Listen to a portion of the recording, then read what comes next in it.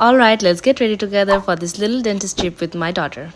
I've already washed my face with a gentle soap and now I'm gonna use this Mixun Bean Essence. It's not a daily ritual, but every time I use it, my skin feels incredibly soft and supple. After air drying my face, it's time for my true favorite, the Mixun Glacier Water. This is their hyaluronic acid serum. This is definitely a holy grail for me. I use it almost every day, especially under my eyes. Sometimes I even use it as a primer because look at that amazing grip.